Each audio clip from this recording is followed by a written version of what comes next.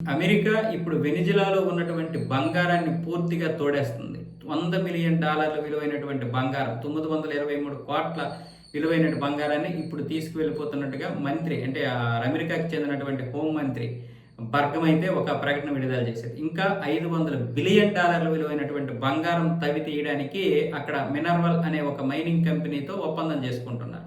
ఈ యొక్క కంపెనీ ఇంతకుముందు చైనా, రష్యా, క్యూబా దేశాలతో ఒప్పందం చేసుకుంది. అయితే ఈ యొక్క ఒప్పందాన్ని రద్దు చేసి ఇప్పుడు అమెరికా సంస్థలతో మాత్రమే ఒప్పందం చేసుకునే విధంగా ఇప్పుడు అక్కడ చర్యలు జరిపింది అమెరికా. అలాగే అక్కడ ఉన్నటువంటి ప్రస్తుతానికి రోడ్రిగ్స్ ఉంది కదా, ఆవిడ యొక్క ప్రభుత్వం వీళ్ళందరికీ కూడా హామీ ఇచ్చే విధంగా, భద్రత కల్పించే విధంగా కూడా అమెరికా చర్యలు తీసుకుంది. సో అక్కడ ఎవరైనా సరే గెరిల్లా గ్రూపులు, మిగతా గ్రూపులు వీళ్ళ మీద దాడులు చేయకుండా తగిన చర్యలు తీసుకుంటే ఇప్పుడు ఈ యొక్క బంగారాన్ని తవ్వి అమెరికా దోచుకుపోతుంది. మొత్తం తీసుకొని వెళ్ళిపోయి కొంత ఇటు వెనిజులాకి ఇస్తుంది. వెనిజులాకి ఇవ్వడం కాదు, మెయింటెనెన్స్ చేస్తుంది. అంటే వెనిజులాని అమెరికా దత్తత తీసుకున్నట్లే. ఇది కాకుండా 8 చమురు బావులు ఉన్నాయి.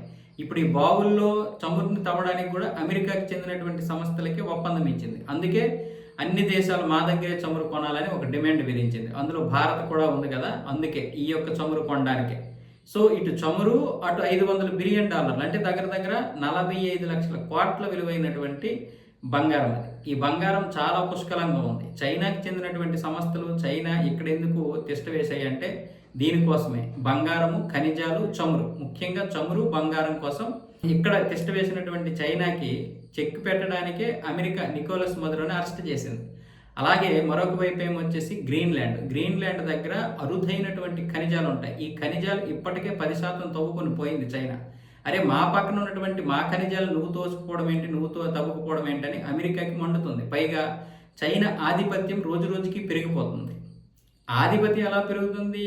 ఆధిపత్యం పెరగడమే కాకుండా తన పక్కన ఉన్నటువంటి ఖనిజాలు ఎలా దోచుకుపోతుంది అనేది అమెరికాకి కడుపు మంట. ఒకవైపు అమెరికా మాట వినదు, పైగా ఇంకొకసారి ఏమొచ్చేసి ఎదురు తిరుగుతూ ఉంటుంది. ఖనిజాలు కూడా అమెరికాకి ఇవ్వడానికి ఆంక్షలు విధించింది చైనా. ఆ కోపంతో ట్రంప్ ఏం చేశాడు, నువ్వెవడోరా మా పక్కన ఉన్నటువంటి ఖనిజాలు తీసుకుపోవడానికని ఇటు గ్రీన్లాండ్ మీద కూడా దాడులు చేయడం మొదలుపెట్టాడు. సో ఇప్పుడు గ్రీన్లాండ్ను కూడా ఆక్యుపై చేసుకుంటానని చెప్తున్నాడు. అయితే ఇటువైపు ఏమొచ్చేసి మిగతా దేశాలు ఏవైతే ఉన్నాయో నాటో దేశాలు ఇవన్నీ కూడా సపోర్ట్గా ఉన్నాయి గ్రీన్లాండ్కి. కానీ ఎంత సపోర్ట్గా ఉన్నా సరే అవి కూడా ఆలోచిస్తున్నాయి. ఎక్కడో ఉన్నటువంటి చైనా ఇక్కడ దోచుకుపోతుందంటే రేపు మళ్ళీ మన మీద ఆధిపత్యం చెలాయిస్తుందేమని భయం కూడా వాళ్ళకు ఉంది. సో ఇప్పుడు ఏదైనా సరే అమెరికాకి ఖనిజాలు అయితే మంచిగా లభిస్తాయి. ఇక ఖజానా బాగా నిండిపోయే అవకాశాలు కూడా ఉన్నాయి. ఏదేమైనా సరే వినాశకాల విపరీత బుద్ధిలాగా ఉండకూడదు. ఈరోజు అదే ఉంది అమెరికాకి. ఈరోజు మిడిల్ ఈస్ట్ తగలబడిపోతుందంటే అమెరికా పుణ్యమే.